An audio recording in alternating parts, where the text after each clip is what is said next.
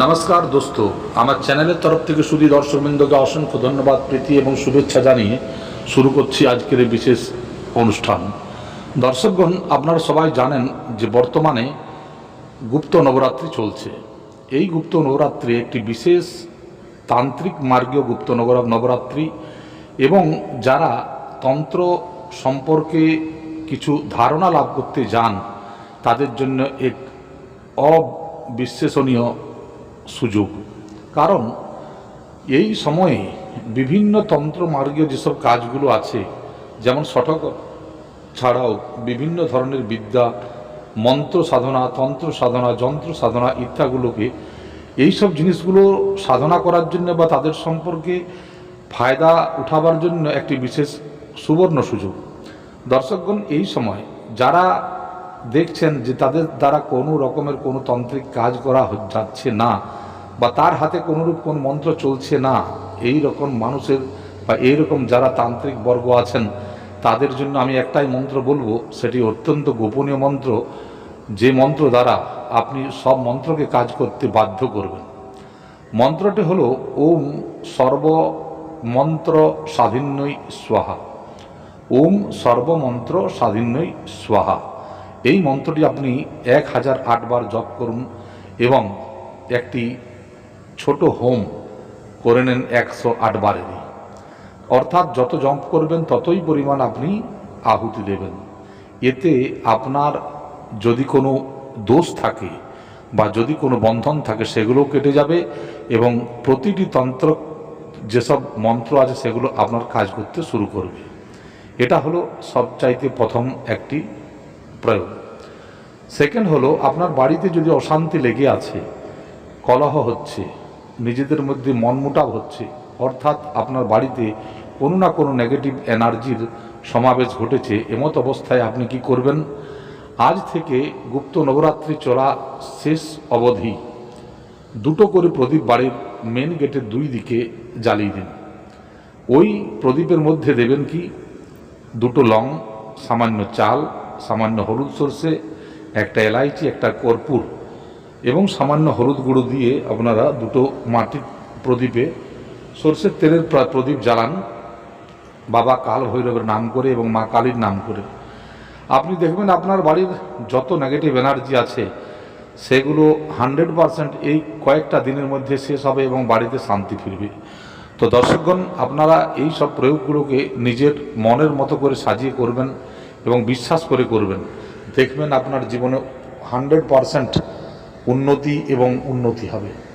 দর্শকগণ, এছাড়াও আমি একটি আকর্ষণের ক্রিয়া বলছি, যেটা অর্থপ্রদায়ক বা ধনপ্রদায়ক।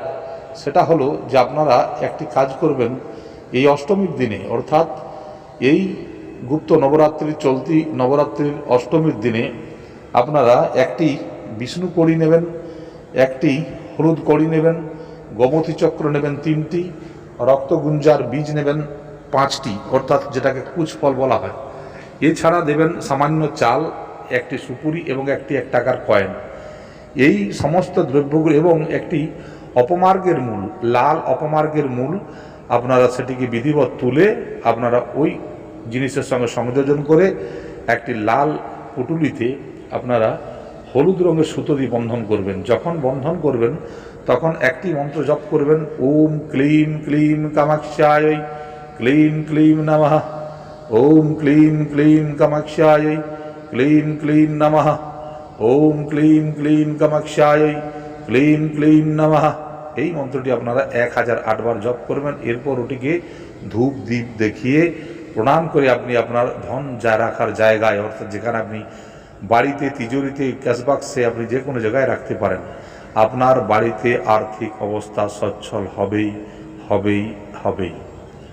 এটা আমি গ্যারান্টি দিয়ে বলতে পারি। মা কামাক্ষার এই বীজ মন্ত্র এতই কাজ করে যেটা আপনি চিন্তাও করতে পারবেন না। এই চলতি গুপ্ত নবরাত্রিতে আপনারা যেসব কাজগুলো করবেন জানবেন সেগুলো 100% কাজ করবেই। এছাড়া আপনারা আপনাদের জন্য একটি তিলক বলে দিচ্ছি, যেটাকে মোহিনী তিলক বলে, যার দ্বারা আপনি আপনার সামনের ব্যক্তিকে মোহন করতে পারেন, অর্থাৎ সম্মোহিত করতে পারবেন। আপনার ইচ্ছাতেই সে কাজ করবে। এমন একটি তিলক যেটি তৈরি করার জন্য আপনাদের দরকার সামান্য হলুদ গুঁড়ো, অষ্টগন্ধ এবং অপমার্গের যে বীজ, সামান্য বীজ, ছাগলের দুধ, এইগুলোকে একসাথে মিলিয়ে আপনারা সেটিকে একটা পেস্ট তৈরি করবেন এবং রোদে শুকিয়ে সেটাকে আবার পাউডার করে নেবেন। ওই জিনিসটি অর্থাৎ ওই তিলকটি আপনি যদি কোনো কাজে যাবার পূর্বে আপনার কপালে লাগিয়ে যান, তো আপনি এটা জেনে রাখবেন যে আপনার সামনে বা আপনি যার সাথে কথা বলছেন সে আপনার ইচ্ছা মতোই কাজ করবে। এটা পরীক্ষা করে দেখা আছে এবং আপনারা করে দেখুন, নিশ্চিত ফল পাবেন। দর্শকগণ, কিছু জিনিস আছে যেগুলো দ্রব্যগত গুণ বা দ্রব্যের একটা প্রয়োগ আছে, এতে কোনো মন্ত্রতন্ত্রের দরকার নেই। এগুলো হচ্ছে সামান্য এক একটা জিনিস, কিন্তু জিনিসগুলোর মধ্যে সংযোজিত দ্রব্যগুলো অতি অবশ্যই শুদ্ধ হতে হবে। আপনারা ভালোভাবে যদি এই কাজটি করতে পারেন, দেখবেন যে সম্মোহন বা আকর্ষণ কাকে বলে। আপনার দিকে যে তাকাবে সে আপনার দিকে নজর ফেরাবে না এবং আপনি যা বলবেন তাতে অবশ্যই সে ইতিবাচক উত্তরই দেবে। তো দর্শকগণ, এরপরে আপনাদের আমি আজ আরও একটি সাধনার কথা বলছি, যেটি হলো অষ্টলক্ষ্মীর সাধনা। অষ্টলক্ষ্মীর সাধনার ক্ষেত্রে এই গুপ্ত নবরাত্র থেকে শুরু করে আপনাকে গুপ্ত নবরাত্রির পরে আসবে যে পূর্ণিমা, ঠিক আছে, পূর্ণিমার পরে যে অষ্টমী আসবে সেই দিন পর পর্যন্ত আপনাকে করতে, অর্থাৎ কৃষ্ণপক্ষের অষ্টমী পর্যন্ত আপনাকে করতে হবে। এটা হলো একটা এমনই সাধনা যা অতি বিরল সাধনা এবং এই সাধনা করতে বিশেষ কোনো খরচার দরকার হয় না। এই সাধনার জন্য স্রেফ দরকার একটি মা লক্ষ্মীর ফটো, একটি লাল শালু, কমলগাট্টার বীজের মালা এবং যদি স্ফটিকের মালা জোগাড় করতে পারেন তাহলে অতি ভালো হয়। এছাড়া গোমতী চক্র চাই 5টি, হলুদ রঙের কড়ি চাই 5টি, বিষ্ণু কড়ি চাই 2টি, একটি একাক্ষী নারকেল একটি। এই জিনিসগুলো দরকার। আপনারা যদি এই চলতি গুপ্ত নবরাত্রে এই সাধনাটা করতে পারেন তো জানবেন জীবনে অর্থের দিক থেকে আপনাকে চিন্তা করতে হবে না। যে কোনোভাবে যে কোনো দিক থেকে এই অর্থ আসবেই। কি করবেন?